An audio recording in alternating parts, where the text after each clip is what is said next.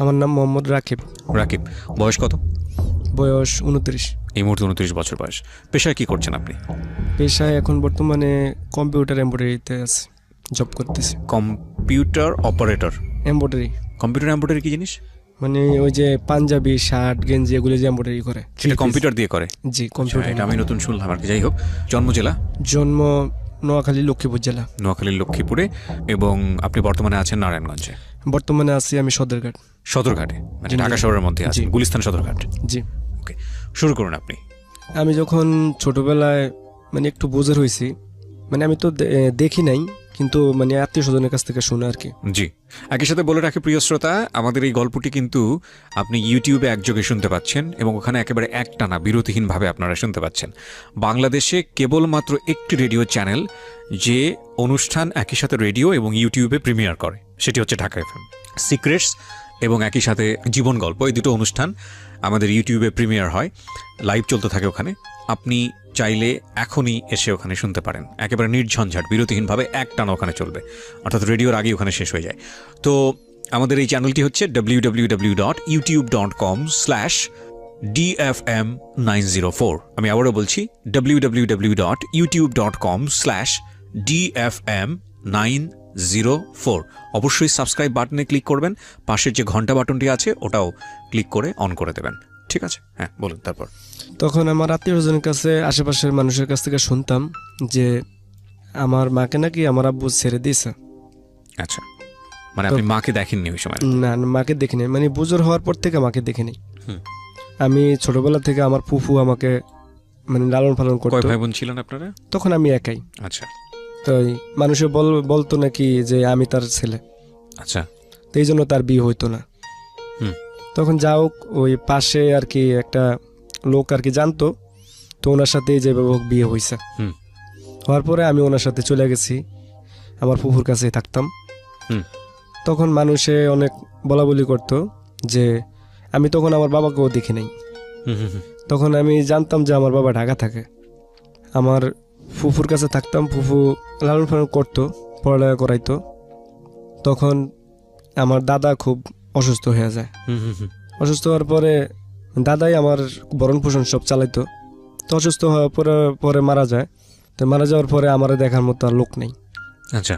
এখন আমাকে কে ভরণ পোষণ করবে, তার জন্য বাড়িতে ঘোরাফেরা করতেছি। তখন আমাকে নিয়ে আসলো ঢাকায়। ঢাকায় আনার পরে আব্বার কাছে আমার ফুফা দিয়ে গেল। আচ্ছা। দিয়ে যাওয়ার পরে আমার আব্বা কাজ করতো, তো উনি বাসায় 2 দিন 3 দিন বা 7 দিন পরে আসতো বাসায়। আমি আইসা দেখি যে আমার সৎ মা এখানে। তখন এই ঘরে 3 বোন ছিল। আচ্ছা। এখানে ছোট ছোট। তা আমার আম্মা এখানে আবার গার্মেন্টসে চাকরি করতো। আচ্ছা। তখন এখানে আসার পরে আমি তো বেকার, কোনো কাজ কাম জানি না। ওনাগো একটু সংসারে অভাব অনটন। তখন আমাকে ওই আমার আব্বার একটা বন্ধুর দ্বারা একটা মানে কোম্পানিতে আর কি চাকরি নিয়ে দেয়। তাই এমব্রয়ডারিতেই চাকরি নিয়ে দেয়। দেওয়ার পরে ওইখানে যাই। যাওয়ার পরে প্রায় 20 দিন কাজ করি। 20 দিন কাজ করার পরে আমি অল্প কিছু সংখ্যক মানে আপনার স্যালারি পাই আর কি। আচ্ছা, বয়স কত তখন আপনার? তখন আমার বয়স কত 14-15 হবে। আচ্ছা, আপনি লেখাপড়া একদমই করেননি এই সময়টা? হ্যাঁ, লেখাপড়া করেছি। লেখাপড়া করছি 9ম শ্রেণী পর্যন্ত। 9ম শ্রেণী পর্যন্ত, তারপর আপনি ছেড়ে দিয়েছেন? হ্যাঁ, লেখাপড়া ওই দাদা মারা যাওয়ার পরেই আমি ছেড়ে দিয়েছি। আচ্ছা। যাও কিছু সংখ্যক আমি অল্প কিছু স্যালারি পাই। তখন আমার ভালো কোনো কাপড় চোপড় ছিল না। তখন আমি ওই কত 500-600 টাকা এমন হবে আর কি। তো ওই টাকা দিয়ে আমি কিছু একটা শার্ট একটা প্যান্ট কিনি। জি। কিনা বাসায় যখন আসি তখন আমার আম্মা অনেক গালিগালাজ করে, গালিগালাজ করে। তাদের ঘরে খাওয়ার বিল দিতে হবে। তখন আমার জিনিসটা খুব খারাপ লাগে। আচ্ছা। যে হয়তো বা আপন মা থাকলে তো হয়তো বা এই গালিগালাজগুলো করতো না। যাও তখন 1 মাস পরেই ঈদ হইল। তখন আমি বাড়িতে চলে যাই। বাড়িতে যাওয়ার পরে বাড়ির থেকে আমি আবার ঢাকায় আসি ঈদের পর, ছুটি শেষ হওয়ার পর। আসার পরে ওনার বাসায় আমি আর যাই না। আচ্ছা।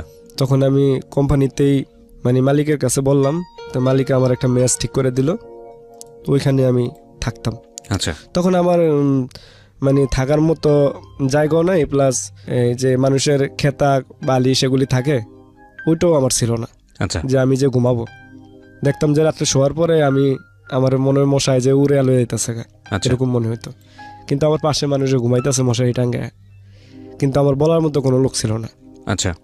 তখন যাও কিভাবে 7-8 দিন কাজ করি, করার পরে ওই আমার পাশেই একটা লোক মানে চাকরি নেয় ওনার, তো উনি আমার আর কি শেয়ার করে যে তুমি আমার সাথে এসে ঘুমাও, যেহেতু তোমার মশা কামড়ায়, পরে টাকা ঢোকা হইলে তুমি। তখন আপনি ঢাকাতে? জি, ঢাকাতে। ওই সময়টাতে কি জানতে পেরেছেন মা কোথায় থাকে, কি অবস্থা? আমি জানতাম যে আমার মা অন্য জায়গায় বিয়ে হয়েছে। খোঁজ খবর করেননি? না, তখন যোগাযোগ করার মতো ওরকম মানে মায়ের প্রতি একটা যে ভালোবাসা ওই থাকে, জিনিসটা ছিল না। না ওই জিনিসটা ছিল না, ঘৃণা ছিল।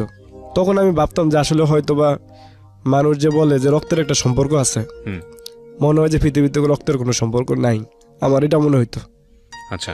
আমি ভাবতাম যে পৃথিবীতে মনে হয় টাকার সম্পর্কটাই বেশি, রক্তের সম্পর্ক বলতে কিছু নেই। যখন আমার ফুফু বা আমার কাকিরা যখন আমার ফুফাতো ভাইদেরকে বা চাচাতো ভাইদেরকে ডাকতো যে তোরা আয় ভাত খাওয়া যায়, তখন আমার কাছে খুব খারাপ লাগতো যে আমার মা থাকলো তো আবার এইভাবে ডাকতো। তার জন্যই ঢাকা আসার পরে ভাবতাম যে যার বাপ মা নাই হয়তোবা সেই তার কোনো স্থান ঠিকানাও ঠিক থাকে না। আর পৃথিবীতে রক্তের সম্পর্ক মনে হয় যে নাই। যদি রক্তের সম্পর্ক থাকতো তাহলে আমার মা ঠিকই আমার খোঁজখবর নিত। তো যা হোক, এইভাবে ঢাকায় ফিরে আসি, কাজ করতেছি। তো তখন আমি স্যালারি পাই কত 1200 টাকা। ওকে। তো 1200 টাকা স্যালারি পাই, কিন্তু খাওয়া থাকায় 1300 টাকা দিতে হয়, 100 টাকা বেশি। জি। তখন এই টাকাটা জোগাড় করতে হলে আমার মানে অন্যান্য কাজ করতে হইতো, বা বসে চাটা এগুলি আইনা দিতে হইতো, বাইরে অন্যান্য কাজ করতে করে 100 টাকা জোগাইতে হইতো। আচ্ছা। আর যেই মাসে জোগাড় করতে না পারতাম ওই মাসে আমার মহিলার কাছে আর কি বাকি রাখতে হইতো। তো যাও কিভাবে চলতেছে। তো হঠাৎ করে এইখান থেকে আমার স্যালারি পোষাইতেছে না। পরে মালিকে একটা কাজ ভুল করার কারণে আমার অনেক কি মানে আমি একটা কাজ ভুল করছিলাম। ওই যে মাল যে আয়রন করতে দিছিল, জি, ওই আয়রন করার সময় মালটা হিট বেশি পড়ার কারণে মালটার কালার জ্বলা যায় আর কি। আচ্ছা। তখন ওই মালটা শিপমেন্ট বন্ধ হয়ে যায়। তখন ওই আমি বৈশা মানে লাইনিং কাগজ কাটতেছিলাম। আচ্ছা। তো এই মালিক না ম্যানেজার হয়তো বা, উনি আইসা পিছন থেকে আমার একটা লাত্তি মারে। তখন লাত্তি মারার পরে আমি পিছন দিকে আর তাকাই নেই, আমার মনে হয় যে দম বন্ধ হয়ে গেছে, এরকম মনে হয় আমি পড়ে গেছি। পড়ে যাওয়ার পরে ওইখান থেকে আমি উঠছি, ওঠার পরে ওইখান থেকে আমি যখন ছুটি হয় তখন আমি চলে যাই। আমি আর ওইখান থেকে চাকরি করিনি, ছেড়ে দিছি। তখন অন্য জায়গায় আমি চাকরি নেই, কারণ বৈশা থাকলে তো আর ফেড়ে বাদ জুটবো না। তখন চাকরি নেওয়ার পরে ওইখানে একটা মহিলা অপারেটর ছিল। জি। তো ওনার সাথে আমার আর কি সহকারী পোস্টে আর কি দেওয়া হয় অ্যাসিস্ট্যান্ট অপারেটর হিসেবে। জি। তো ওনারা আমি সবকিছু বললাম, বলার পরে উনি বললো আমার যে তোমার আমি কাজ কাম সব শিখিয়ে দেবো, কিন্তু আমি যা বলবো তা তোমার শুনতে হইব। তা আমি আচ্ছা ঠিক আছে। তো উনি আমারে প্রথম 2-3 দিন ভালোই কাজ কাম দেখা দিত বা করতাম। তৃতীয় দিনে উনি আমাকে মানে প্রেমের অফার করলো আর কি। আচ্ছা। মেয়েটা প্রেমের অফার করলো? হ্যাঁ, প্রেমের অফার করলো। তখন আমার বয়স কত 15-16 এমন হবে। তখন আমি পাশে হয়তোবা দেখতাম যে ঢাকা শহর অনেক ছেলে মেয়েরা একসাথে হাঁটে, একসাথে বা আরো অফিসে যে কাজ করে ওই ছেলে মেয়েরাও প্রেম করে। তখন আমি ভাবতাম যে হয়তোবা আমার লাইফে ওইরকম প্রেম আসতেই পারে। তখন উনি আমার বললো যে তুমি যদি আমার সাথে সম্পর্ক না করো তাহলে তোমার আমি কোনো কাজ কাম শেখাবো না, আর যদি সম্পর্ক করো তাহলে তোমার আমি ভালো পোস্টে চাকরি নিয়ে দেবো, প্লাস আমার সাথে রাখবো। তখন আমি চিন্তা করলাম যে আমার একটা স্থায়ী ঠিকানা হবে। এই চিন্তা করে আমি তার সাথে মানে এটাতে রাজি হই। আচ্ছা। তখন উনি প্রায় সময় আমার ঘুরতে নিয়ে যাইতো, এইখানে এই পার্কে সেই পার্কে, ছুটি হইলেই চলো আমার সাথে চলো নিয়ে যাইতো, বা এমনকি তার বাসায়ও নিয়ে যাইতো। আপনাকে বাসায় নিয়ে যেত? হ্যাঁ, বাসায় নিয়ে যাওয়া, তার সাথে অনৈতিক সম্পর্ক হইতো। মানে এটা কি উনি বিবাহিত ছিলেন? না না, উনি অবিবাহিত ছিল। আপনার যে বয়সে বড় ছিলেন? আমার বয়সে সেম বয়সেই, কিন্তু উনি একটু স্বাস্থ্য বেশি। তো আপনার বয়স কত ছিল তখন? আমার তখন প্রায় 16 বছর বয়স। তো 16 বছর বয়স হলে তো এই ধরনের একটা সম্পর্কে আপনি জড়ালেন। তার সঙ্গে কি প্রেমের সম্পর্ক ছিল, ভালোবাসার সম্পর্ক ছিল নাকি? কোনো ভালোবাসার সম্পর্ক ছিল না, কিন্তু উনি আমার অফার করার পরে মানে ওই যে বলছে যদি আমার কাজ শিখতে হয় তাহলে ওনার কথাতে আমার শুনতে হইব, তার জন্য আর কি আমি তার কথাতে রাজি হই। আচ্ছা। ওনার সাথে আমার অনৈতিক সম্পর্ক হয়, হওয়ার পরে প্রায় রেগুলারলি হইতো, 2 দিন পর পর, প্রায় 1 সপ্তাহ পর পরে হইতো। তখন ওনার হঠাৎ করে আমি মোটামুটি একটু কাজ শিখা হয়েছে, হওয়ার পরে উনি আমি বললাম যে আমার তো এই বেতনও পোষায় না, আমি চাকরি ছেড়ে দেবো। আচ্ছা, কত টাকা বেতন পেতেন? তখন আমি কত 2000 টাকার মতো পাইতাম। আচ্ছা, তখন উনি আমার বললো ঠিক আছে, তোমার চাকরি ছাড়া লাগবো না, তোমার আমি এক জায়গায় পাঠামু, ওইখানে আমার লোক আছে, ওইখানে যাওয়ার পরে তোমারে ভালো পোস্টে চাকরি নিয়ে দিব। তো ওনার একটা খালাতো ভাই ছিল, ওনার কাছে আমার পাঠাইলো। তো ওইখানে যাওয়ার পরে আমার অপরের পোস্টে আর কি জয়েন দিল। তো ওইখানে আমি প্রায় 3700 টাকা বেতনে ঢুকলাম। আচ্ছা, ঢোকার কিছুদিন পরেই ওই মেয়েটার চাকরি মাকরি ছাইরা গ্রামে চলে গেছে, তো ওর সাথে আর দেখা সাক্ষাৎ হয় নাই। তখন আমি 3700 টাকা বেতন পাই, কাজ করতেছি, মোটামুটি চলতেছে ভালোই। আচ্ছা, তো হঠাৎ করে আমার আব্বুর বাসা আর আমার ফ্যাক্টরি মানে রোডের এই পার ওই পার ছিল আর কি। জি। তো এর ভিতরে প্রায় 2 বছর কেটে গেছে, কিন্তু আমার আব্বা কোনোদিন খবরও লয় নাই যে আমি আছি নাকি মারা গেছি। তখন কিভাবে শুনছে আমি বেতন পাই ভালো, তখন আব্বা আমার ফুফাতো ভাই দিয়া মানে আমার খবর পাঠাইলো যে তার সাথে দেখা করার জন্য। তখন তার সাথে আমি দেখা করতে চাই নাই। পরে আমার ফুফাতো ভাই এসে বলতেছে যে তুই তো অনেক মোটামুটি ভালো টাকা বেতন পাস, আর তোর আব্বারও ছেলে নাই তুই ছাড়া, তাহলে তুই তোর বাপের কাছে থাক। তখন আমি রাজি হই নাই, যাওয়ার মানে মতি ছিল না। তারপরে বাপ হিসাবে আর কি আমার যাইতে হইলো আর কি। আচ্ছা, তখন আমি তার কাছে গেলাম। যাওয়ার সময় ওইখানে বাসা ছিল আপনার প্রায় 30টা রুম ছিল ওই বাড়িতে, মানে প্রতি মাসে মাসে আপনার রুম ভাড়াটিয়া চেঞ্জ হইতো। তো ওইখানে ওই বাড়ির ভিতরে পোলার মধ্যে মনে আমরা 2-3 জন পোলাই ছিলাম। জি।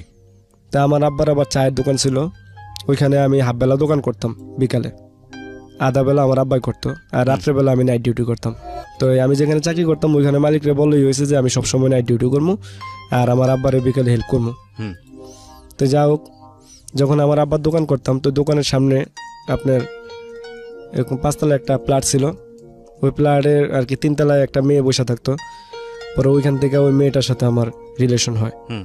তো রিলেশন হওয়ার পূর্বে ওই মেয়েটা আমার প্রায় সময় ডাকতো বাসায় যাওয়ার পরে ওই মেয়েটার সাথে আমার অনৈতিক কিছু সম্পর্ক হয়। আচ্ছা, তখন অনৈতিক সম্পর্ক হওয়ার পরে আমার আব্বা এই জিনিসটা জানে, আমার বাবা জেনে যায় বিষয়টা, আমার আব্বু জেনে যায়। জেনে যাওয়ার পূর্বে তখন আমারে গালিগালাজ করে, মানে মারতেও চায় আর কি। তখন ওনার সাথে রাগ করে আমি দোকান করব না। আচ্ছা, তখন আমি বাসায় কয়দিন থাকি আর কাজ করি। কাজ করার পরে আমার মানে আমার যেই রুম ছিল ওই রুমের পাশে আর কি একটা ভাড়াটিয়া থাকতো। তো ওনার একটা মানে ভাগ্নি গ্রামের থেকে বেড়াতে আসছে, তাই আমার বোনের সাথে বান্ধবী একটা সম্পর্ক পাতাইছে। তখন আমাদের ঘরে বেশি যাতায়াত আসতো আর কি। তখন আসার পরে ও আয়শা বেশিরভাগে আমার সাথে দুষ্টামি করতো। তখন আয়শা একদিন আমার বলতেছে যে আপনি কি প্রেম টেম করেন? পরে আমি বলছি না, আমি তোমার কোনো প্রেম টেম করি না। পরে এই কথা বললে আমার একটা নাম্বার হাতে ধরে দেয়া সে চলে গেলো গ্রামে। তখন অনেকদিন তার সাথে যোগাযোগ নাই। তখন হঠাৎ করে আমি ওইখান থেকে চাকরি ছেড়ে দিয়ে আবার চলে গেলাম নরসিংদীতে যাওয়ার পর ওই মেয়েটা প্রায় সময় ফোন দিত। তখন আমি মোবাইল কিনছিলাম, ওই মেয়েটা আমাকে ফোন দিত, আমিও ফোন দিতাম, ফোন দিয়ে কথা বলতাম ওর খালার মোবাইলে। কথা বলতে বলতে হঠাৎ করে একদিন আমার বলতেছে যে আমি তোমার কাছে আইসা পড়তে চাই। তখন আমি বলছি আমার কাছে যে আসবা, আমার তো কিছুই নেই, আমি তোমার কই রাখবো। তখন ও বলতেছে তাহলে আমার একটা চাকরি নিয়ে দিও, আমি চাকরি করবো, পরে আস্তে ধীরে দুজনে একসাথে হমো। তখন ও ঢাকা আসার পরে ওরে আমি একটা চাকরি নিয়ে দিই, তো আমাদের দোকানের পাশেই।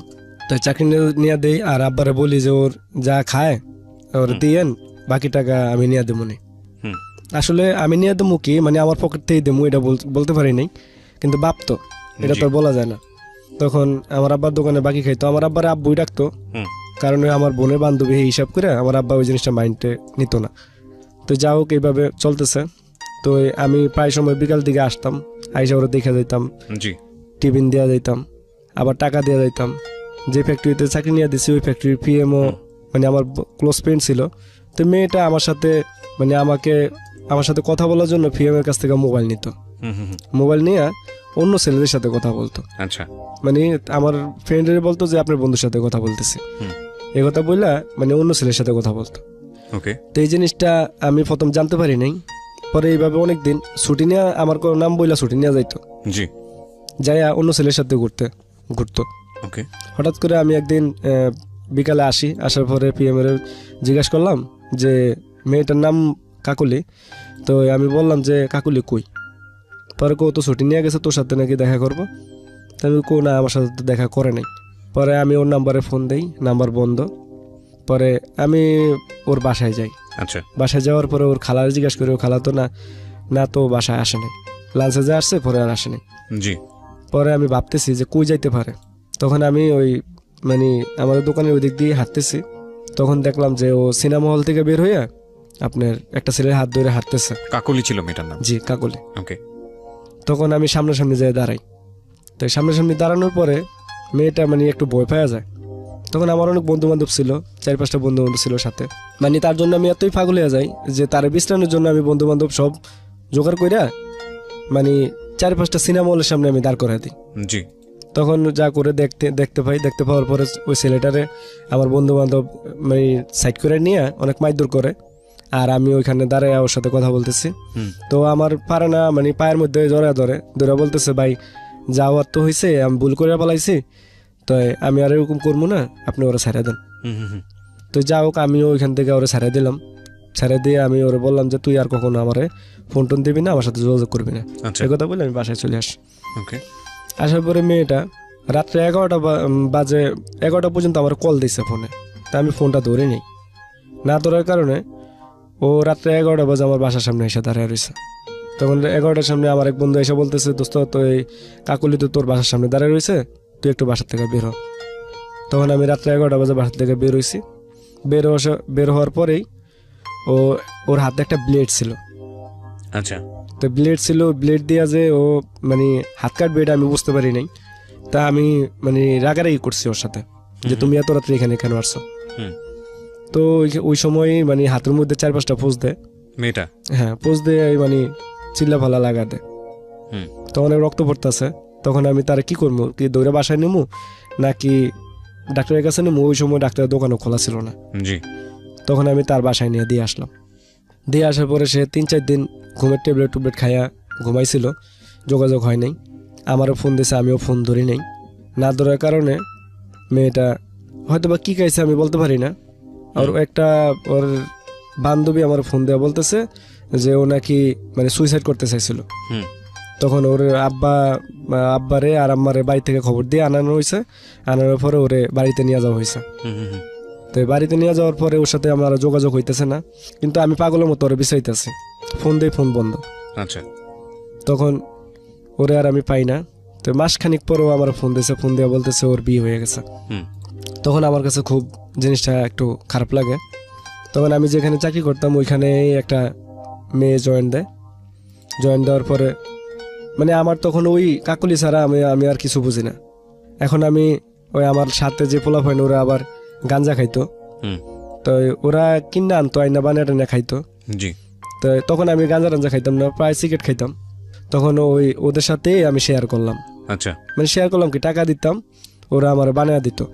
মানে এটা ভুলা থাকার জন্য আমি এই জিনিসটা খাওয়া শুরু করলাম। ওকে। তখন ওদের সাথে খাইতাম, সারা রাত ভরে খাইতাম, মানে 5টা 6টা 10টা এরকম প্রতিদিন রাত্রি সারা রাত ভরে খাইতাম। মেশিন চালাইতাম না, কাজ করতাম না।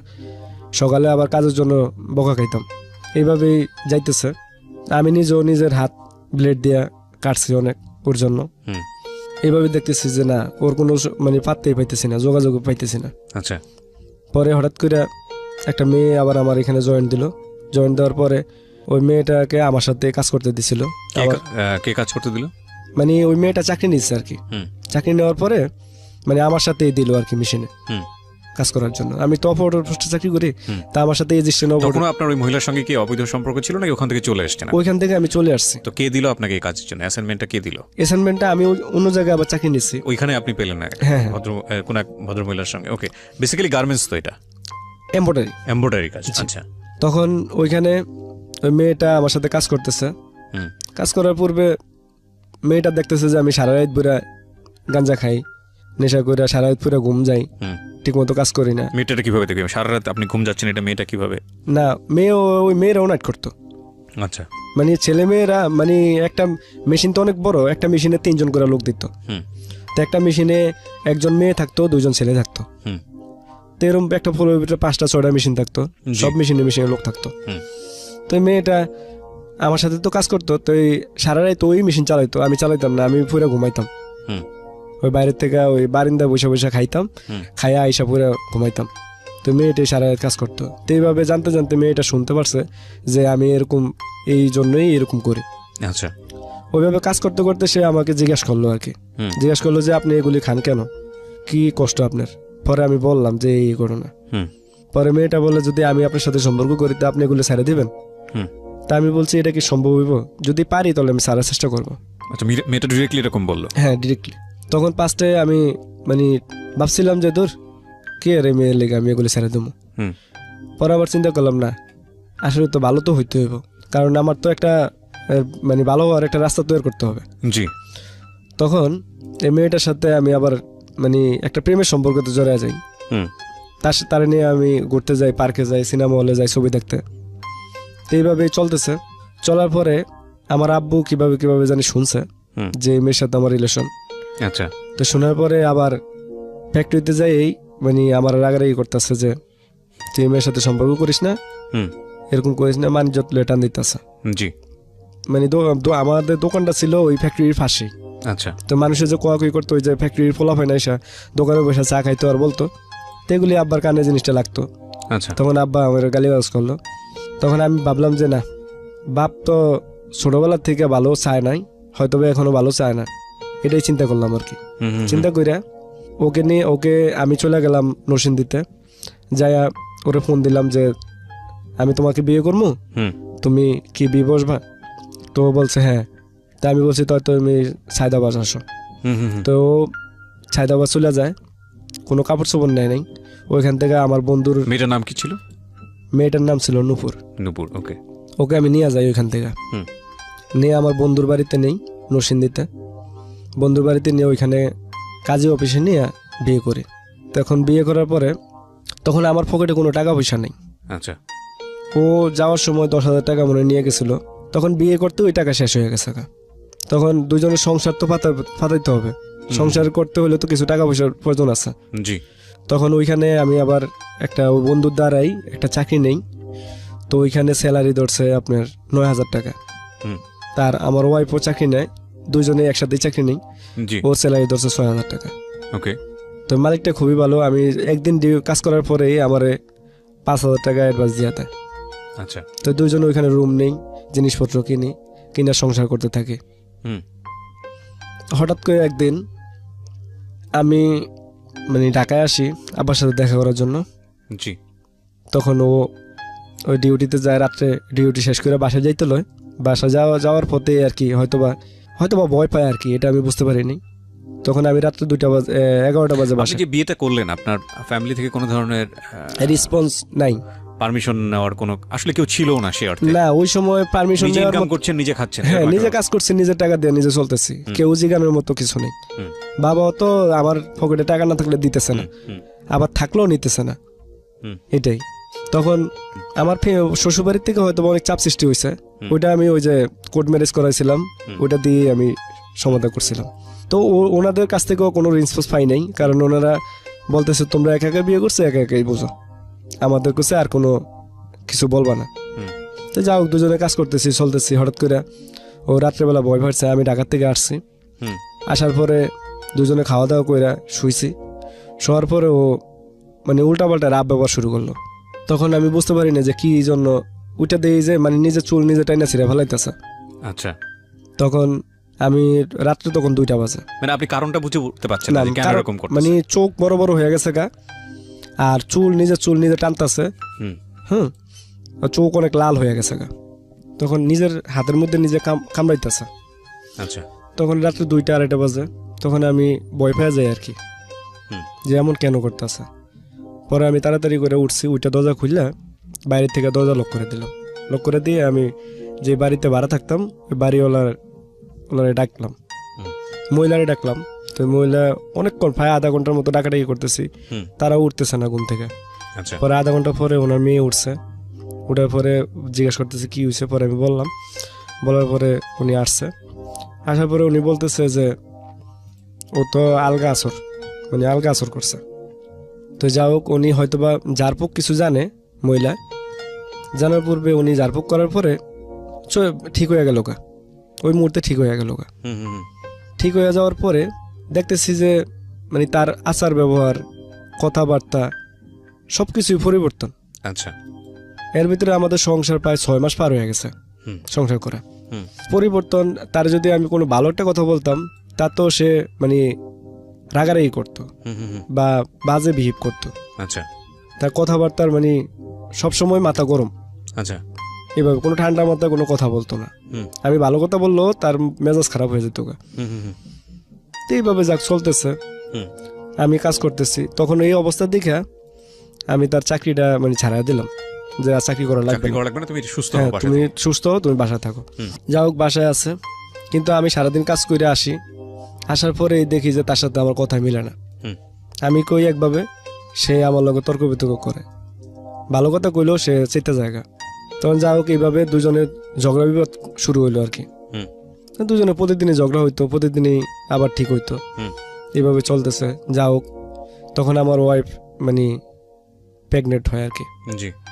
তো প্রেগনেন্ট হয়, ওই মুহূর্তে আমার তো কোনো মানে আত্মীয় স্বজন নাই, বা আমার ওয়াইফেরও কোনো মানে আত্মীয় স্বজন আমাদের হেল্প করবো যে এরকম কোনো লোক নাই হুম। বড় দেখাশোনা করার জন্য। হুম। তখন আমি সারাদিন ডিউটি করতাম, আইসা বউরে দেখতাম, মাঝে মধ্যে রান্না বান্নাও করে দিতাম। আচ্ছা। যা হোক 5-6 মাস হয়েছে, আমি নিজে মেডিকেল নিছি নিয়া মানে ওই যে কি কয় না, যে বাচ্চা দেখার জন্য হুম। ভালো আছে কিনা বা সুস্থ আছে কিনা, ওগুলো মেডিকেল নিয়ে করাইছি। তো ডাক্তার বলছে ছেলে হবে, ডেট দিছে। হুম। ডেট দিছে, ডেটটা আমার সঠিক খেয়াল আসে না।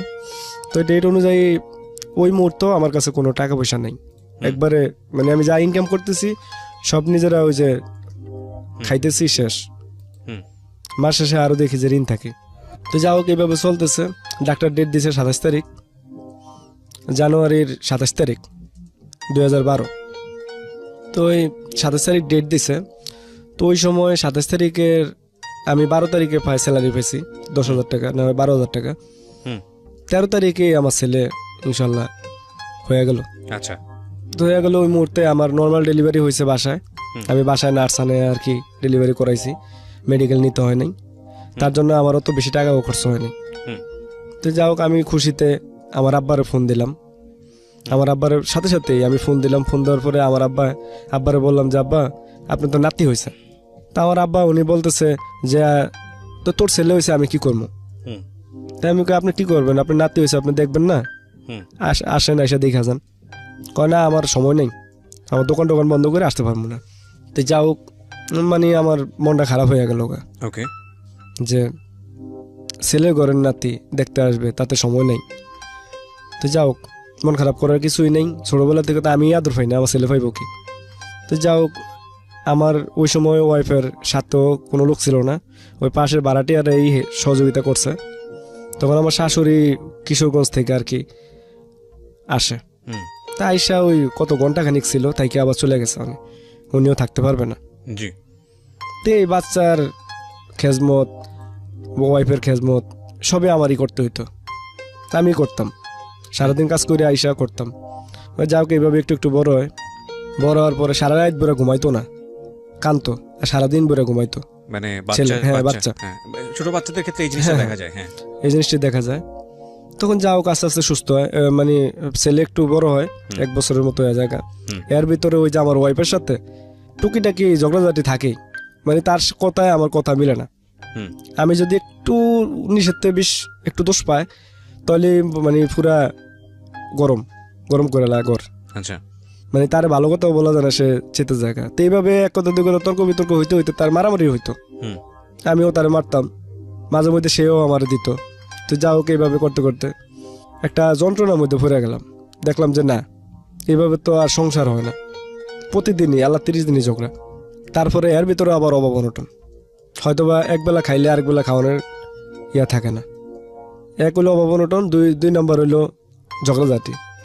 আমি যতটুকু জানি সংসারে যদি ঝগড়াঝাটি না থাকে একবেলা খাইও থাকা যায়, কিন্তু যদি সংসারে ঝগড়াঝাটি স্বামী স্ত্রীর মধ্যে মিলমিশ না থাকে, তত লাখ লাখ টাকা থাকলেও মানে ওইখানে সুখ নেই।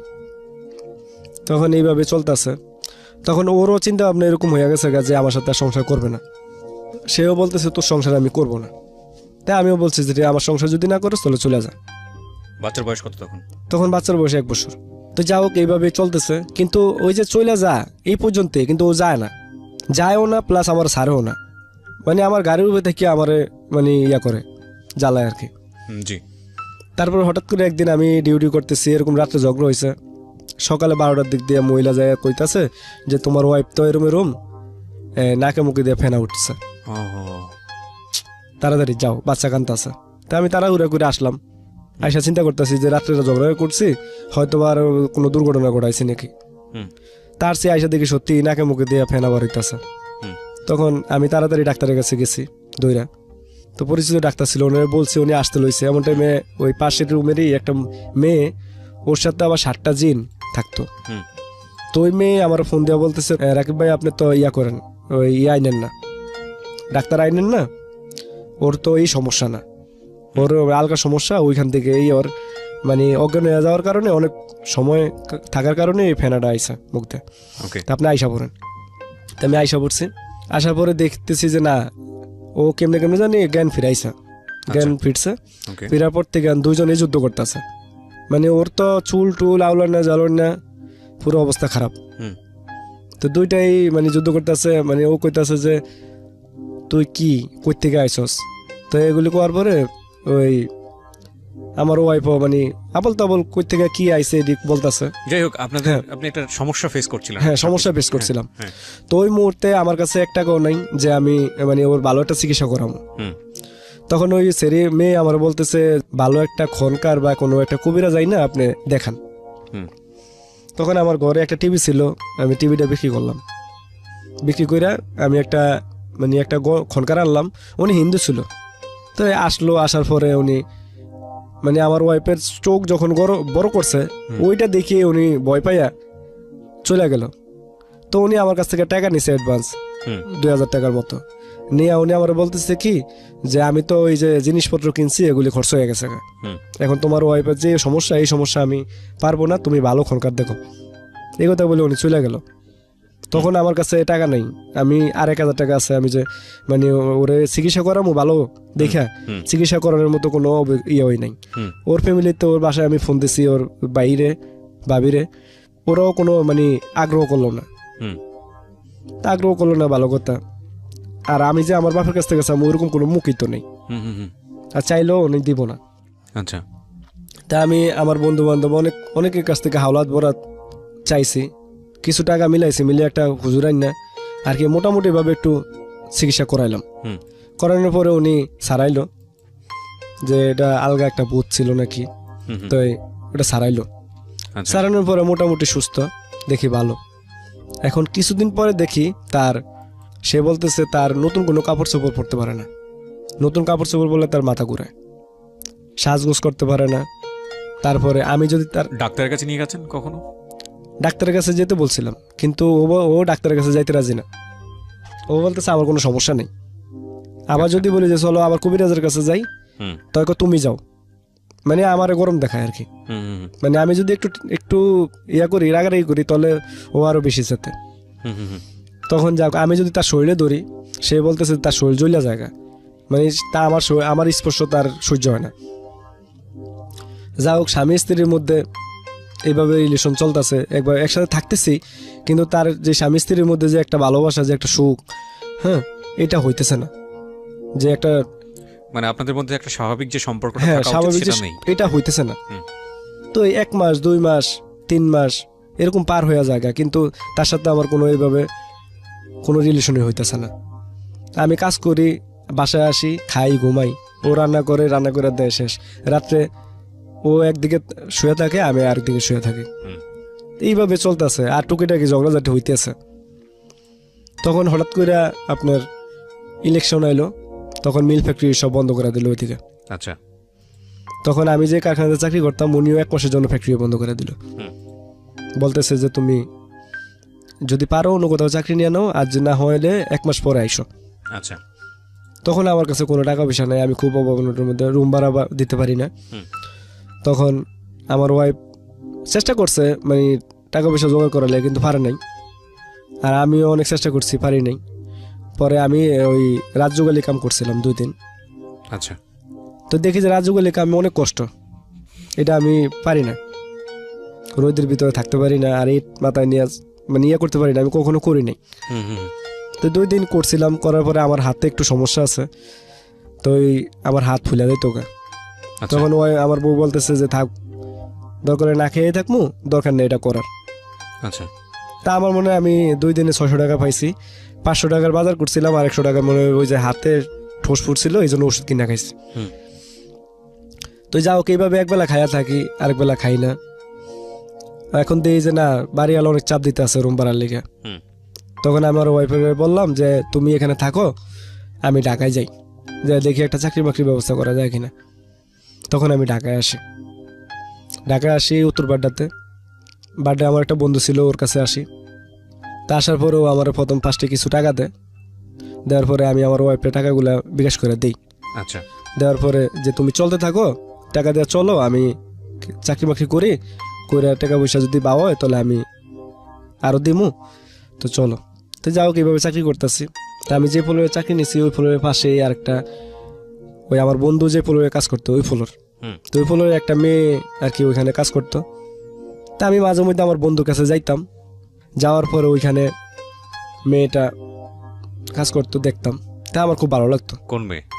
মানে আমার বন্ধু যে চাকরি নিয়ে দিচ্ছে, ওই বন্ধুর আবার যেখানে চাকরি করে, বন্ধু যে ফ্লোরে কাজ করে ওই ফ্লোরে আর কি। এই মেয়েটা কোন মেয়ে? এই মেয়েটা এই ঢাকা আসার পরে আর কি ওই বন্ধুর ফ্লোরে কাজ করে। আচ্ছা, তো ওইখানে আমি দেখতেছি আর কি।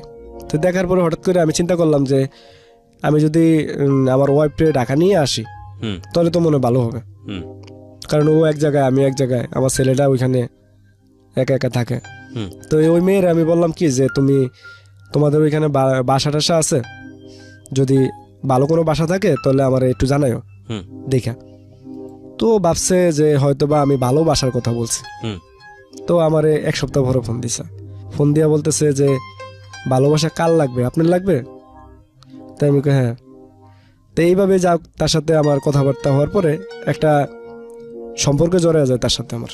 আচ্ছা, তো এইভাবে ফাঁকে ফাঁকে জানতো যে আপনি ম্যারিড, আপনার একটা বাচ্চা আছে? না না, ওই মেয়ে জানতো না। আপনি তাকে বলেননি? না, আমি ওই মেয়েকে বলিনি।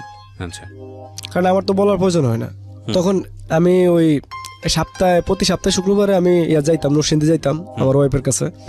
ওইখানে যাই যা যা লাগতো বাজার করে দিয়ে আসতাম, সবকিছু কিনা কেনা দিয়ে পরে আমি আবার রাত্রে চলে আসতাম, এসে এখানে কাজ করতাম।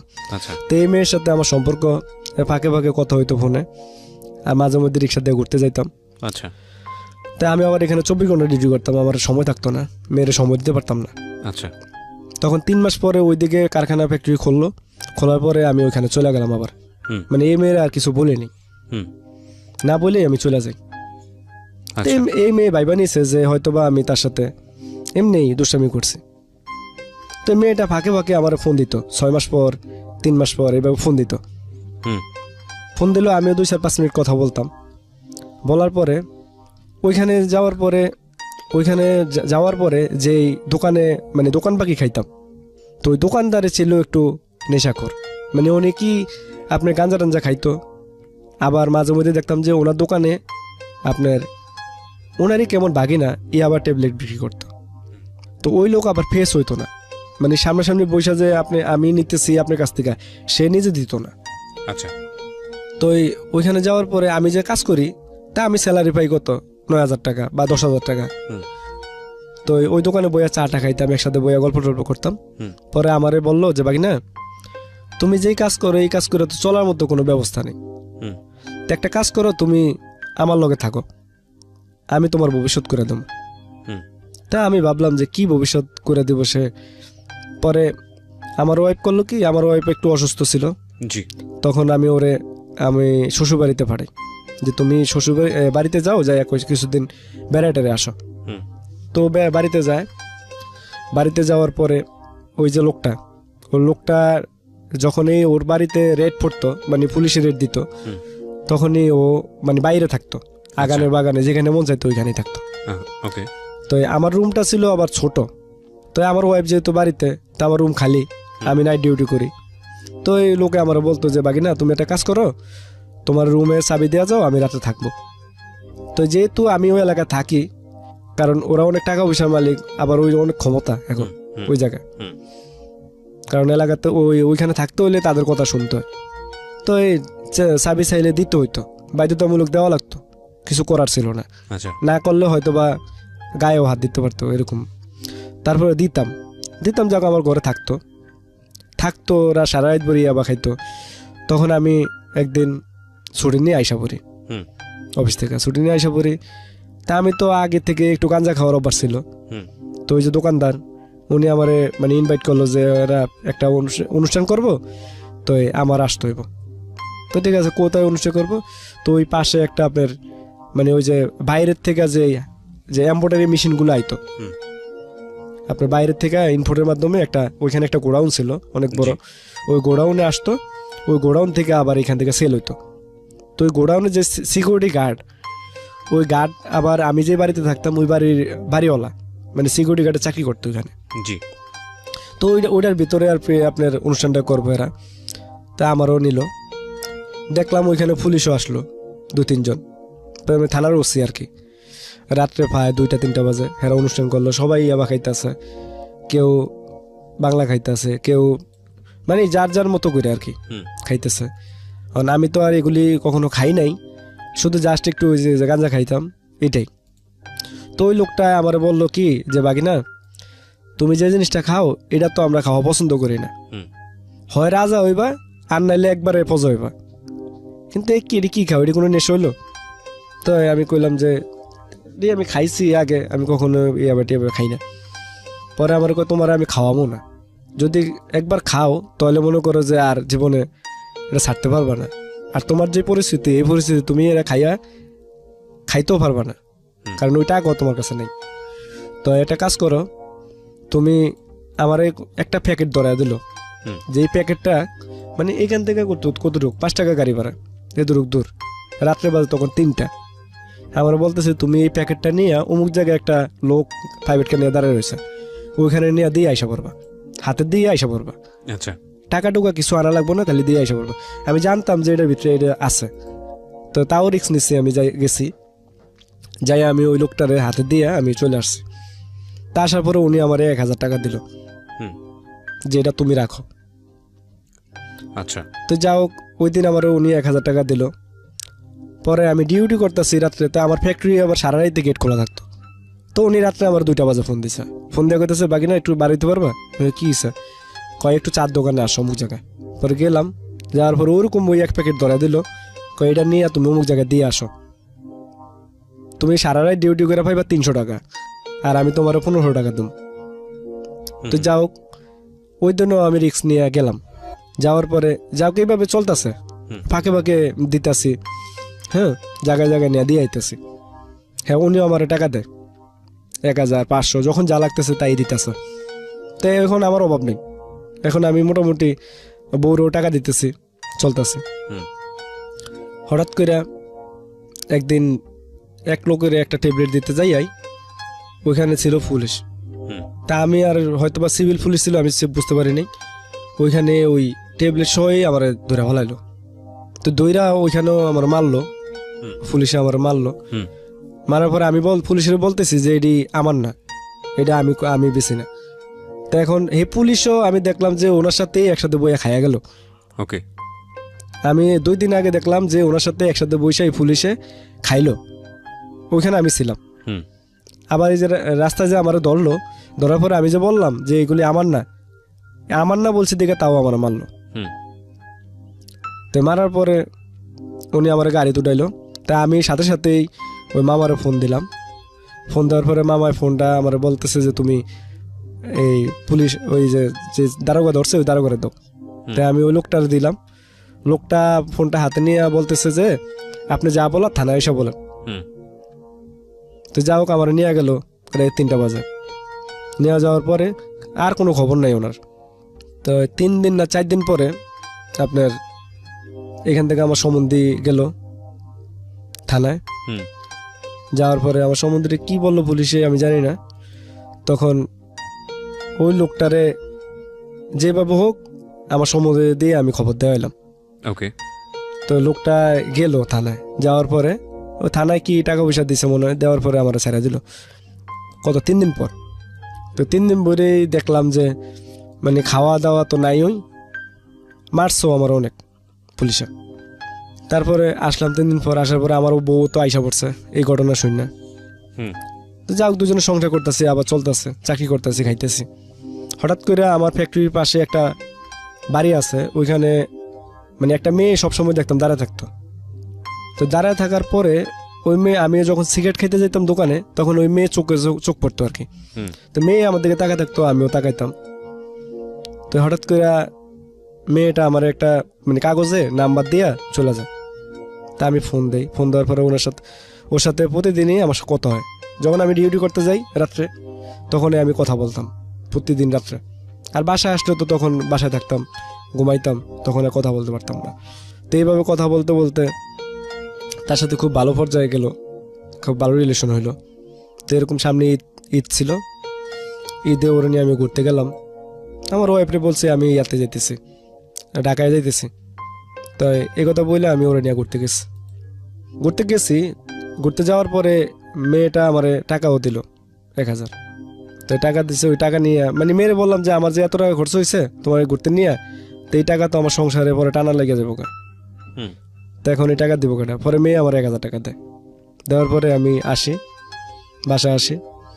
মানে আমার ওয়াইফে আমি বুঝতে দিই নাই যে আমি একটা মেয়ের সাথে সম্পর্ক করি। তো এইভাবে চলতে আছে। আমার বাসা আর মেয়ের বাসা 5 মিনিট লাগে হাইটা যাইতে, আর মাঝখানে হলো আমার ফ্যাক্টরি। ওকে, তখন আপনার ওয়াইফের শারীরিক অবস্থা কি? ওয়াইফের শারীরিক অবস্থা ওইমনি, মানে শারীরিক অবস্থা ওইরকমই, ওকে ওইভাবেই। ওই যে রেগুলার ঝগড়া হইতাছে, রেগুলার ভালো হইতাছে, আপনাদের সংসারে শান্তি নাই, মূল কথা সংসারে শান্তি নেই। হ্যাঁ, তখন আমার বাচ্চার বয়স প্রায় 3 বছর। ওকে, তো যাও এইভাবে চলতেছে। তো হঠাৎ করে মেয়েটা রাত্রে একদিন আমার বলতেছে যে তুমি বাসায় আসবা। পরে আমি কই ঠিক আছে, যদি বললো তাহলে আসবো। তো তখন আমার ডিউটি চলে। তাই আমি তো ওইখানে সুপারভাইজার পোস্টে চাকরি করতাম। তো রাত্রে আমি ফ্যাক্টরি বাইরে দিয়ে তালা লক করে দিয়ে আমি তার বাসায় গেছি। তো এইভাবে 1 দিন 2 দিন রেগুলারলি যাইতাম, প্রতিদিনই। তা আমার তো ডিউটি 1 সপ্তাহ দিনে 1 সপ্তাহ রাত্রে। প্রথম 1 সপ্তাহ গেলে রাত্রে যখন ডিউটি করতাম ওই 1 সপ্তাহ যাইতাম, আবার দিনে যখন ডিউটি পড়তো ওই সময় যাইতাম না। তো এইভাবে যাইতেছি প্রায় 1 মাসের মতো খালি গেছি। যাওয়ার পরে হঠাৎ করে একদিন আমি ঢাকা আসলাম, ঢাকা থেকে আবার বাসায় ব্যাক করলাম। তো ব্যাক করার পরে ও বলতেছে সারাদিন আমি ফোন টোন দেই নাই। ও বলতেছে তুমি সারাদিন ফোন দাও না, আমার দেখা করো। তাই আমি বলতেছি যে আমি বাসায় আসছি, কিছুক্ষণ পরে দেখা করি। ও বলতেছে না, তুমি এখনই দেখা করতে হইব। তখন রাত্রে কত 10টা, 10:30, 11টা এমনই বাজে। জি। তখন আমি বাসায় আইসা প্যান্ট কাপড় চোপড় চেঞ্জ করলাম, করে লুঙ্গি পরা। আমি আমার ওয়াইফে বললাম যে আমি আসতেছি। এ কথা কয়ে আমি ওর বাসায় গেলাম। তো বাসায় যাওয়ার পরে ও আমার রুমের ভিতরে ঢুকাইয়া দরজা লক করে দিল। লক করে, হ্যাঁ লক করে। নাম কি ছিল? মেয়েটার নাম ছিল সোমা। ওকে, লক করে দিল। লক করে দেওয়ার পরে মানে যাইয়া বসছি, এর ভিতরেই ওর আব্বু, ওর ভাই, মানে আরো 3-4 জন লোক আইসা মানে দরজা বাইরানো শুরু করছে। মানে এটা প্ল্যান ছিল আর কি? হ্যাঁ, ওর প্ল্যানই ছিল এরকম। তো যাও বাইরে আইলো, তখন আমি দরজা খুলে দিছি। খুলে দেওয়ার পরে ওর বাপে আমার অনেক মারলো ওইখানে। মাইরা বলতেছে যে তুই যদি এখান থেকে যাইতে হয় তাহলে আমারে 30,000 টাকা দিবে। টাকার কথা বলেছে? হ্যাঁ। তখন আমি বলছি যে 30,000 টাকা দেবো, আমার কাছে 30 পয়সাও নেই, আপনি আমি 30,000 টাকা কইতে দেবো। আর আপনার মেয়ের সাথে আমার সম্পর্ক হয়েছে, আমি আপনার মেয়ের বিয়ে করবো। টাকার প্রশ্ন কেন আসছে? হ্যাঁ, টাকার প্রশ্ন কেন আসবে? তখন উনি বলতেছে যে তুই তো আমার সম্পত্তির দেখে আমার মেয়ের লোক সম্পর্ক করছিস। তখন আমি কই না, আপনার যে সম্পত্তি আছে এই সম্পত্তি আমাদের বাড়িতেও আছে, তাই আমার সম্পত্তি দরকার নেই, আপনার মেয়ের সাথে আমার সম্পর্ক হয়েছে, আপনার মেয়ের আমি বিয়ে করবো। তো ওর মা ওইটা বলতেছে না, আমি আমার মেয়েরে তোমার কাছে বিয়ে দিব না, কারণ তোমার বউ আছে। তো যা হোক, উনি আমার আটকে রাখলো, বাইন্দা রাখলো, এক কথা দড়ি দিয়ে বাইন্দা রাখলো হাতে। তখন আমার ওয়াইফও উনি চিনত, সকালে ঘুম থেকে উঠলে সবাই দেখা হয়। তো রাত্রে 11টা বাজে উনি ওর বাইরে দিয়ে আমার ওয়াইফে ঢাকাইলো বাসায়। তা আমার ওয়াইফও আসলো, আইসা দেখে যে আমার মাইরা ফাড়া ফুড়িয়া লাইছে, ঠোঁটমোট কালমাল। তো আমার ওয়াইফও কান্তাছে যে কি হয়েছে। তো উনি বলতে আছে যে আমার বাসায় তোমার স্বামী চুরি করতে আইসা। তো আবার মহিলা বলতেছে যে কেমন যে বউ হইছো তুমি, জামাইরে ঘরে ধরে রাখতে পারো না, যে আপনাকে নিয়ে গেল ওখানে। হ্যাঁ। তখন মানে আমার মানে ওয়াইফের আপনি বিষয়টা এরকম হয়ে গেছে যে আপনি তো বলতেও পারবেন না যে আপনি কেন এখানে আসছেন, কারণ জি না। আপনার উদ্দেশ্য তো খারাপ ছিল। না, আমার উদ্দেশ্য তো আমি তো প্রতিদিনই যাই, হ্যাঁ। আমি তো 1 মাস যাবতই তার সাথে ওকে, আমার সামহাও সে বুঝতে পেরে আপনাকে ট্র্যাপে ফেলে দিয়েছে, সুতরাং আপনি যেটাই বলেন না কেন আপনি নিজেকে সাফাই করতে পারবেন না। না ওইখানে Okay. তো আমি বলতেও পারতেছি না যে আমি এই জন্য আসছি। একটা কথা আছে, লোভে পাপে হ্যাঁ। পাপে মৃত্যু। কিন্তু আমার ওয়াইফকেও আমি ভালোবাসতাম, অনেক ভালোবাসতাম, কিন্তু এখন তো আমি কিছু বলার মতো মুখ নাই। হুম। তখন আমার ওয়াইফে ওনার হাতে পায়ে ধরলো, ধরে কয়েছে কাকা যা হইছে তাই আপনি ওরা ছাইরা দেন। হুম। তো উনি ওই সময় ছাইরেই দিল। উনি বলছে যাও তোমার জামাইরে তুমি নিয়ে যাও। হুম। পরে যাও, আমি আইসা বললাম বাসায় আসার পরে আমার বউ আমার অনেক মানে গালিগালাজ করলো, যেটা মহিলাদের করার দরকার এটা করলো আর কি। গালিগালাজ করলো, অনেক জড়াজাটি হইলো তার সাথে আমার। তখন আমি চুপচাপ রইলাম। তাই আমি একদিন কম্পিউটারের ছবি দেখতেছি বউ আমি, হুম। হঠাৎ করে 1 সপ্তাহ পরেই হুম। ওই মেয়েটার মা আর মেয়েটা আসলো আমার বাসায়। হুম। আইসা মেয়েদের যেই একটা মানে প্রেগনেন্ট হয়ে গেলে যে একটা চেক আপ করায় না, হুম। যে একটা কাটি থাকে মেয়েদের, ওইটা আর কি নিয়ে আসলো। আইসা বলতেছে এটা চিনো তুমি? তা আমি বলছি চিনবো না কেন, চিনি তো। পরে মেয়েটা কয়, বলছে মানে কোন মেয়ে? মেয়ের মা। মানে যে মেয়েটা আপনাকে আটকাই দিয়েছিল সেই হ্যাঁ মেয়ে? হ্যাঁ, সেই মেয়ের মা। আচ্ছা, এটা আপনাকে ছাড়ার পরের ঘটনা? হ্যাঁ, মানে- সারার 1 সপ্তাহ পরে আচ্ছা, তারপর? মেয়ের মা ওই যে মানে চেক আপ করছে, হ্যাঁ। মেয়ে প্রেগনেন্ট। তাই আর মেয়ের মা এসে বলতেছে যে তুমি কি এটা চিনো? তাই আমি বলছি চিনবো না কেন, আর কি হয়েছে বলেন। কয় আমার মেয়ে 2 মাসের প্রেগনেন্ট, এখন কি করবা তুমি? তা আমি বলছি ততদিনে তো আপনার ফ্যামিলির অবস্থা জেনে গেছে পুরোপুরি যে আপনি হ্যাঁ, আমার বিয়ে করেছেন, আপনার একটা বাচ্চা আছে। না, ওই যে বলছি না আমার ফ্যামিলি মানে সকালে ঘুম থেকে উঠলে একজনের চিনে দেখেই। ওকে, তারপর? তখন বলতেছে যে এখন তুমি কি করবা? তা আমি বলছি ঠিক আছে আপনি মেয়ে যেহেতু প্রেগনেন্ট হয়েছে তো আপনার মেয়ে আমার দিয়ে দেন, আমি বিয়ে করবো। তা আমার ওয়াইফও বলতেছে যে ঠিক আছে খালা যাওয়ার তো হয়েছেই, তো যেহেতু আপনার মেয়ে আমার সামান্য লোকে প্রেম করছেই, তাহলে আপনার মেয়েরে ওর কাছে বিয়া দিয়ে দেন। আপনি এতটা সহজে আপনার স্ত্রীটা মেনে নিল? আর ঘটনাটা কি সত্য ছিল কিনা, মানে আপনার দিক থেকে ঘটনাটা সত্য ছিল কিনা? আমার দিক থেকে ঘটনা সত্য ছিল। সত্য ছিল, ওকে। জি। তখন আমিও আমার ওয়াইফের সামনে অস্বীকার করতে পারিনি যে জিনিসটা তো হয়েছেই। তো আপনার ওয়াইফ বিনা বাক্য ব্যয় বিষয়টা বললো যে ঠিক হ্যাঁ, আছে, ওর সাথে বিয়ে বিনা দেন। বাক্যে সেও বললো যে ঠিক আছে খালা আপনি মেয়েরে আমার ওর কাছে বিয়া দেন, হুম। সমস্যা নেই, আমার কোনো কিছু হবো না। হুম। তো যাও, ওই মহিলা বলতেছে না আমি তোমার লাইফটা নষ্ট করতে পারবো না। হুম। তো যাও, এখন আমি চিন্তা করলাম যে এখন কি করা যায়। পরে অন্য মহিলা কইলো যে তুমি আমার সাথে চলো, মেডিকেল যাইবা, অ্যাবর্শন করামো। হুম। তা আমার ওয়াইফ বলতেছে যে না আমার জামাইয়ের আমি যাইতে দেবো না, আপনি মেয়েরে আমার কাছে দিয়া যান, আমি চিকিৎসা করামো। হুম। তো উনি মানে আমাদের কাছে দিব না, ওনার সাথে আমার যাইতে হইব। কি বলছে এটা? মানে মেয়ের মা বলতেছে আমি ওনাদের সাথে যাইতাম, হুম। আর আমার ওয়াইফ বলতেছে না আপনি মেয়ে আমার কাছে দিয়া যান, আমি ডাক্তারের কাছে নিয়ে চিকিৎসা করাবো, যত টাকা লাগে আমি খরচ করবো। হুম। তো যাও, উনিও এইভাবে রাজি ছিল না, রাজি হয়নি। হুম। তো উনি এলাকার মেম্বার টেম্বার মানে মুরব্বী ডাকাইছে। ডাকানোর পরে কারণ ওই জায়গায় আমি ভাড়া থাকতাম, আমার তো আর স্থানীয় না, হুম। তো ওনারা সব ওনাদের পক্ষেই। তো এই কিছু কিছু লোক বলতেছে যে এরা তো এক ব্যবসায়ী, এটা হুম। মানুষ ফাঁসায় দিব দিয়ে দিয়ে এরকম জরিমানা লয়। আবার কেউ কেউ বলতেছে যে এখন করছো দেও কি কয়। তো এই মেম্বারে আমার বললো যে মেয়ের বিয়ে দিতে মিনিমাম 2-3 লাখ টাকা লাগবো, হুম। কারণ এলাকাতে তো বিয়ে হইবই না। তাহলে তুমি বেশি না মেয়ের চিকিৎসা বাবদ 50,000 টাকা দিবা, মানে আমার 50,000 টাকা জরিমানা করলো ওইখানে। ওকে। এখন 50,000 টাকা দেওয়ার মতো কোনো ক্ষমতা আমার নেই। মানে ঘুরে ফিরে সব টাকার কাছে চলে আসতেছে। হ্যাঁ, ঘুরে ফিরে খালি টাকার কাছে। আর আমি বলতেছি যে আপনি মেয়ের সামনে দাঁড় করান, মেয়ে আমার সাথে ভালোবাসার সম্পর্ক করছে, আমিও মেয়েরে ভালোবাসি, এখন যদি মেয়ে বিয়ে বসতে চায় তাহলে আমি মেয়ের বিয়ে করবো, যেহেতু আমার ওয়াইফ এটা রাজি, হুম। মেনে নিতেছে। এখন মেয়ে মা বলতেছে না আমি মেয়ে বিয়ে দেবো না।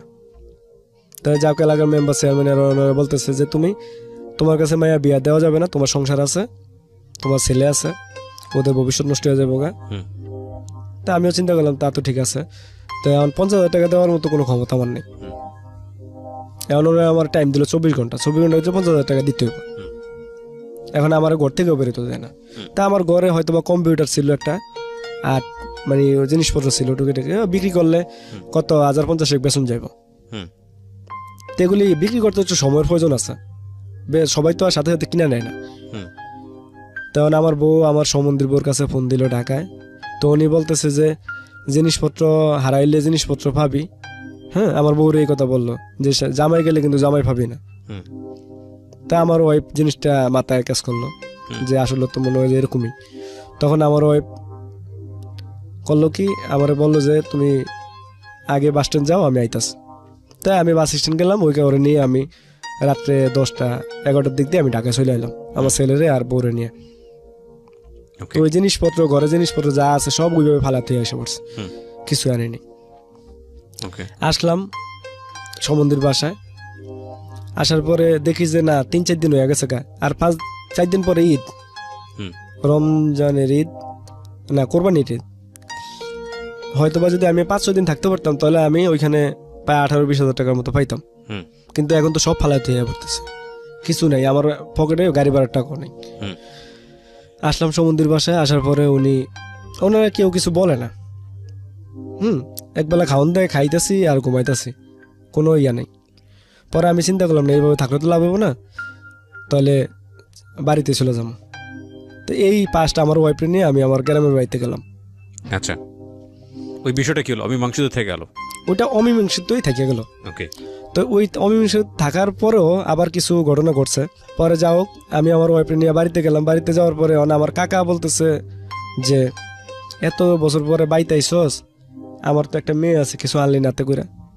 এখন আমার যে একটা বাচ্চা আছে, 2 দিন পরে ঈদ, আমার বাচ্চার গায়ে তো পোশাক নেই, আমি আমার নিজের পরনেই তো শার্ট নেই, আমি আপনার মেয়েরে কইতে দেবো।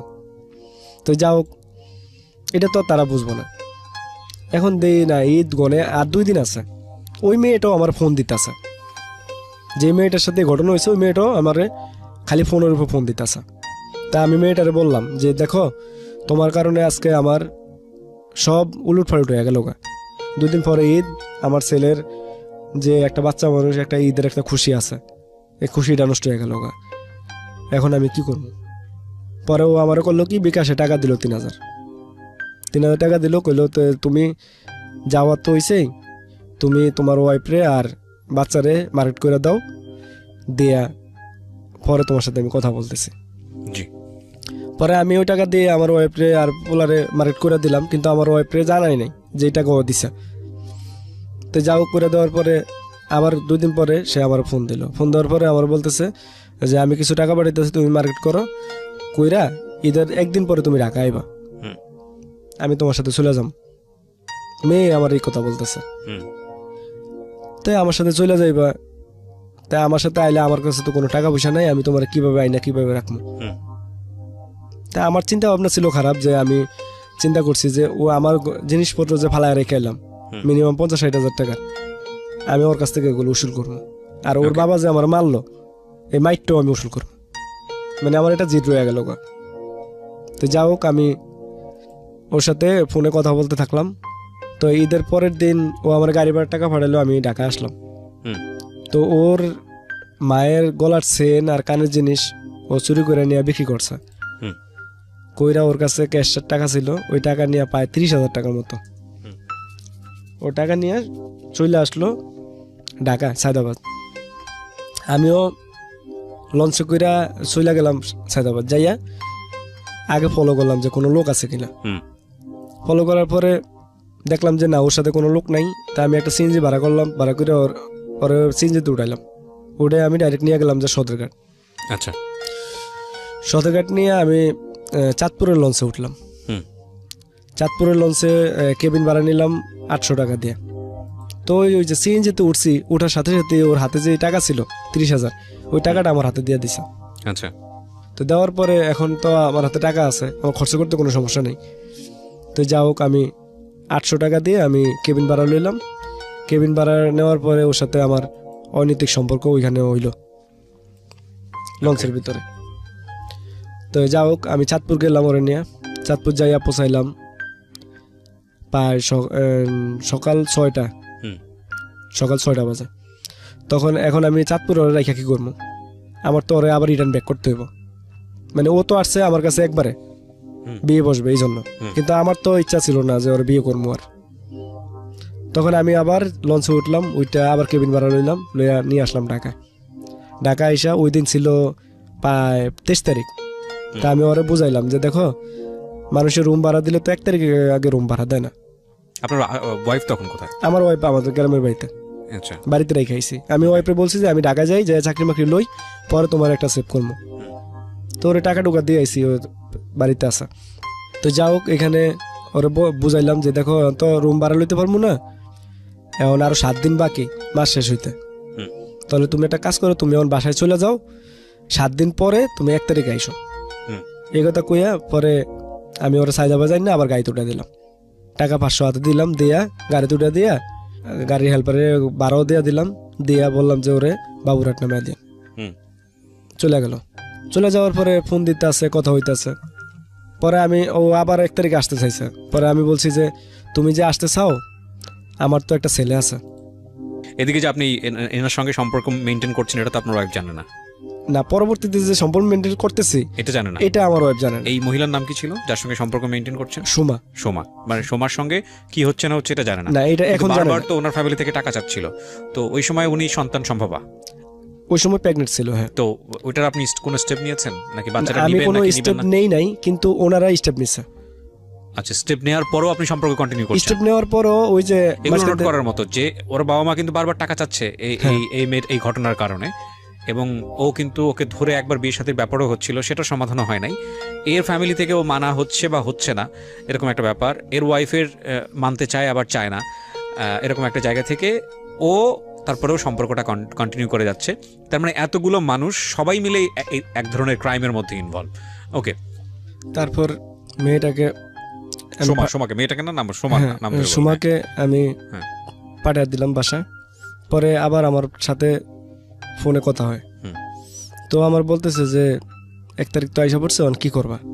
পরে আমি বললাম যে আমি চিন্তা করলাম যে আমার তো একটা ছেলে আছে, আর এখন কি ওরে বিয়ে করা ঠিক হইব না। তখন আমি ওরে মানে কিভাবে মানে পিছে ব্যাক করবো, মানে এটার জন্য আর কি আমি ওরে বলছি যে তুমি আমার কাছে আসতে পারো, ঠিক আছে, কিন্তু যে আসতে পারবা কিন্তু কখনো বাচ্চা কাছে নিতে পারবা না। তো বলতেছে এটা কেমন কথা? তাই আমি বলছি যদি বাচ্চা কাচ্চা না নেওয়ার চিন্তা ভাবনা থাকে, তাহলে আমি তোমার হয়তো বা নিয়ে সংসার করতে পারবো, আর না হয় আমার পক্ষে সম্ভব হইব না। কারণ আমি আমার বাবা মা ছাড়া অনেক মানুষ হয়েছি, আমি বুঝি যে বাপ মা না থাকলে কি হয়।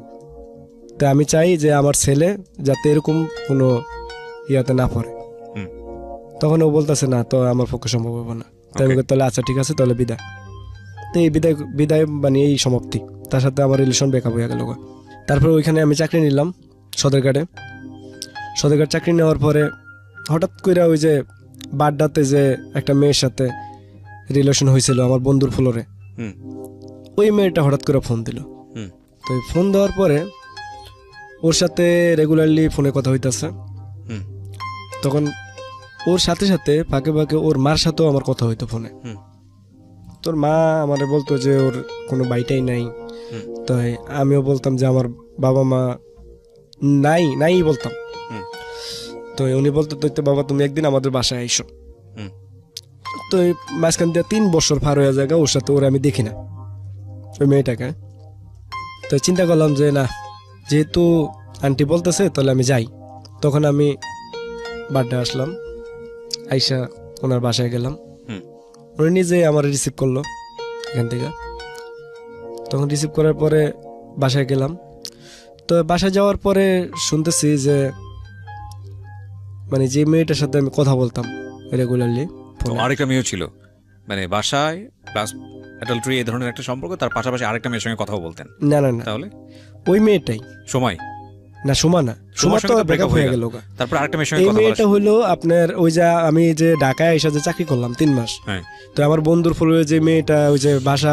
একটা জিনিস আমাকে একটু বলেন তো, মানে আমি ধরনের প্রশ্নটা করাটা অনেক বেশি উইয়ার্ড হয়ে যায়, তারপরেও বিষয়টা মানে আপনি চাকরি করছেন ছোটোখাটো বিভিন্ন রকমের এমব্রয়ডারি প্রতিষ্ঠানে বা ছোটোখাটো গার্মেন্টসে, এই জায়গাগুলোতে কি ছেলে মেয়েদের সম্পর্ক আপনার জায়গাটা থেকে যেরকম একের পর এক আপনি বিভিন্ন রকমের সম্পর্কে জড়িয়ে যাচ্ছেন এবং সেটা শেষ পর্যন্ত অনৈতিক সম্পর্কে দিকে যাচ্ছে, এটা কি অনেক ইজি? মানে অ্যাক্সেস করাটা কি খুব ইজি? ইজি না, হয়তোবা কিছুদিন সম্পর্ক রিলেশন করার পরে হয়তোবা এটা হয়। মানে আপনার জায়গা থেকে বিষয়টা কেমন ছিল? আপনি খুব এরকম যে কাউকে খুঁজে বের করতে হয়েছে এরকম আমার কোনো কাছ কিছু? থেকে এটা ইজি। আপনার কাছ থেকে অনেক ইজি মনে হয়েছে? হ্যাঁ, আমার কাছ আচ্ছা, থেকে এটা ইজি ছিল। আচ্ছা। তারপর? মানে এটা আমার পক্ষ থেকে না, মেয়েদের পক্ষ থেকে বেশি আসতো।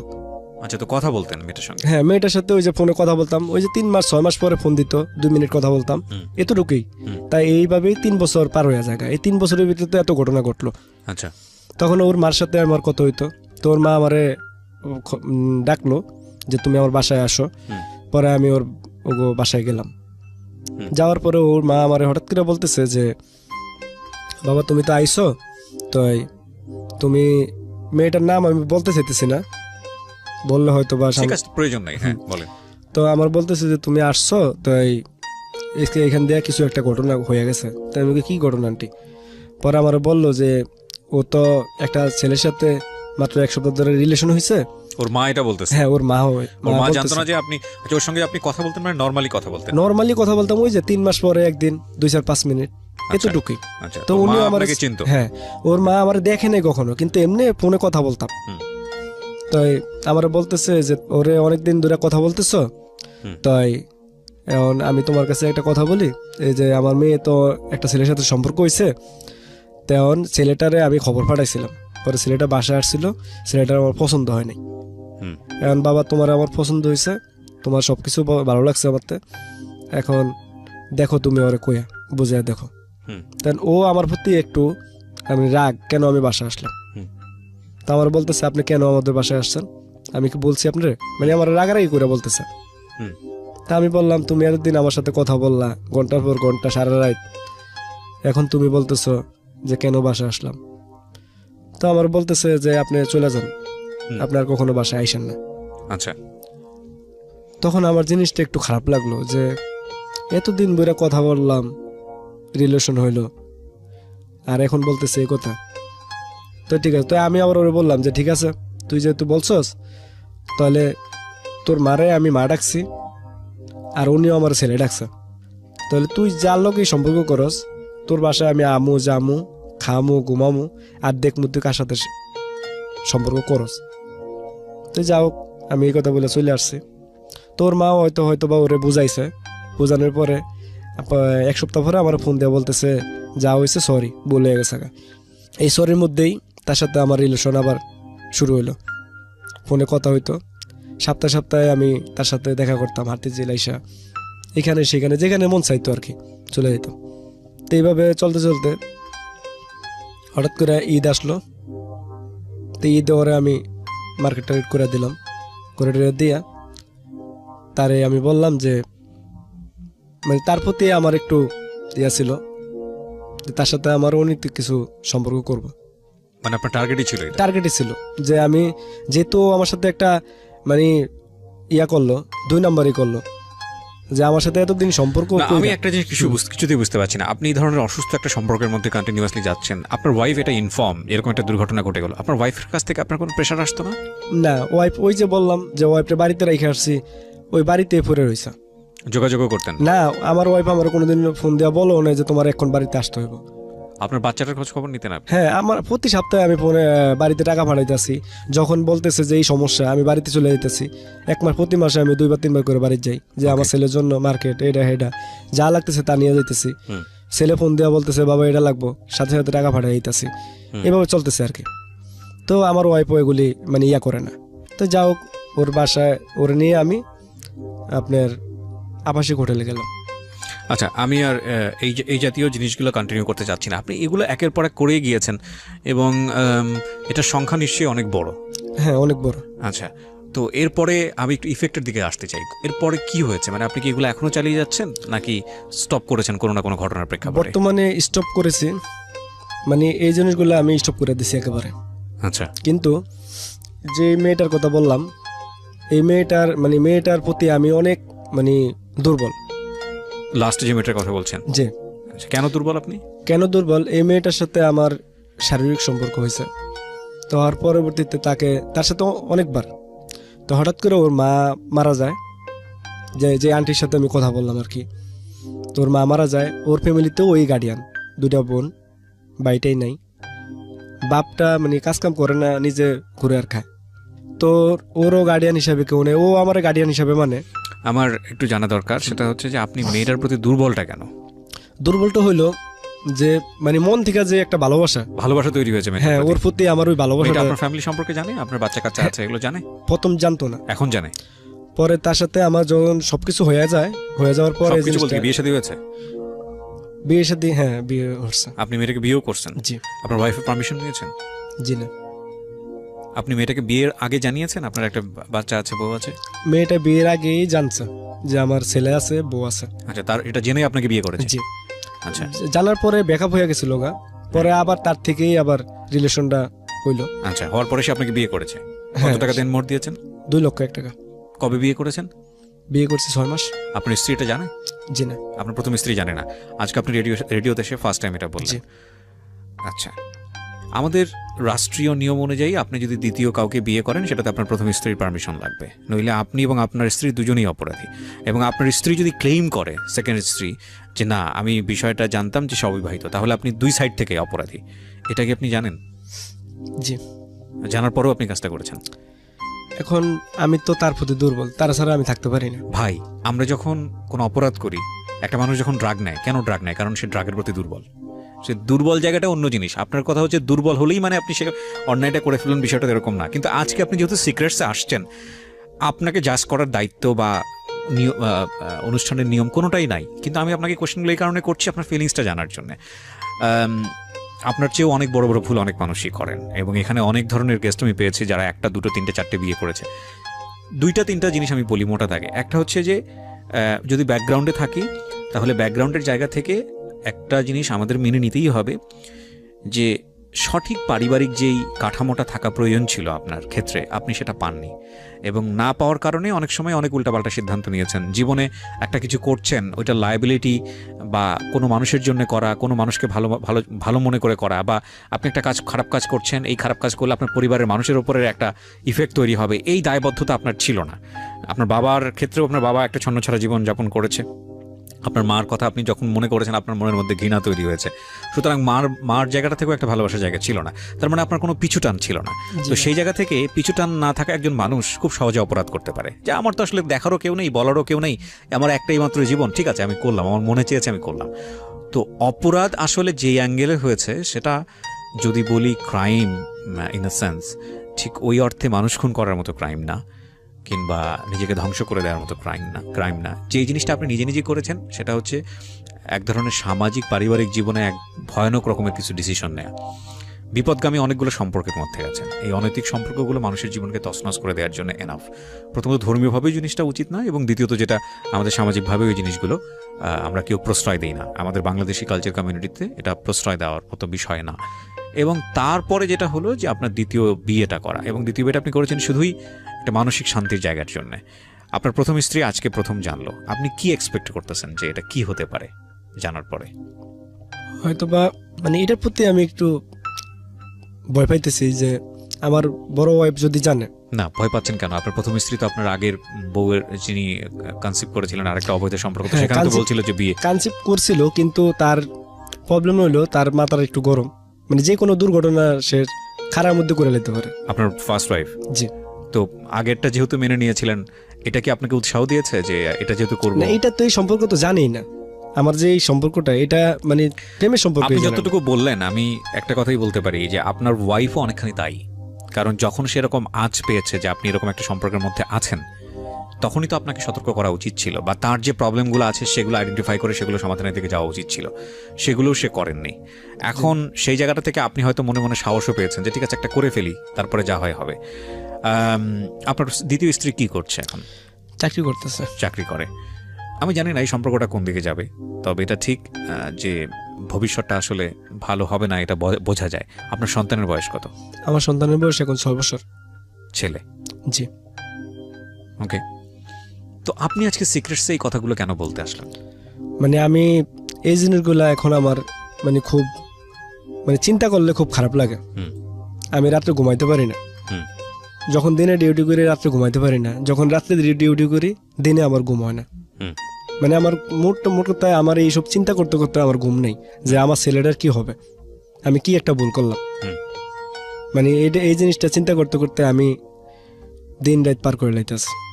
আবার আচ্ছা আবার এটাও চিন্তা করি যে মেয়েটাকে যে আমি বিয়ে করলাম, এই মেয়েটাকে আমি কি দেব, তার কি একটা ভবিষ্যৎ নষ্ট করলাম।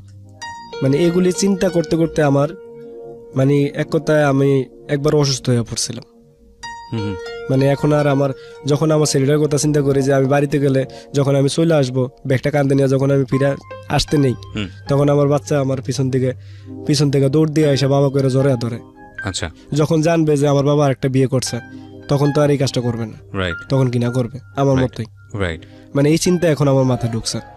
সন্তান খুব ইম্পর্ট্যান্ট একটা জিনিস প্রত্যেকটা বাবা মার জীবনেই, এবং সেই জায়গাটা থেকে আমার মনে হয় সন্তানের বিষয়টাকে মাথায় রেখে জীবনে অনেক স্যাক্রিফাইস করা উচিত, এবং আল্লাহ হয়তো সেই শক্তিটা আমাদের মধ্যে দিয়েও দেন যে না, জীবনে যা করেছি, সন্তান যেহেতু হয়েছে সুতরাং এখন চেঞ্জ হতে হবে। এবং আমি এরকম অনেক বন্ধুবান্ধব দেখেছি, অনেক মানুষ দেখেছি যারা সন্তান হওয়ার পরে মারাত্মক রকমভাবে টান নেয়, এবং এই জন্যে আমাদের সমাজে দেখা যায় এই কথাটা প্রচলিত আছে, অনেকভাবে ট্রাইও করেন যে দেখবেন যে একটা সংসার টিকছে না, অনেকে মুরব্বীজন যারা আছেন তারা পরামর্শ দেন একটা বাচ্চা কাচ্চা নিয়ে যাও, ঠিক হয়ে যাবে। অনেক ক্ষেত্রেই সেটা যুক্তিযুক্ত না, অনেক ক্ষেত্রেই সেটা সায়েন্টিফিক না, কিন্তু সন্তান আসলে বাবা মায়ের মধ্যে পরিবর্তন আসে ওই সন্তানের জন্যে, এটা মারাত্মক রকমভাবে সত্যি।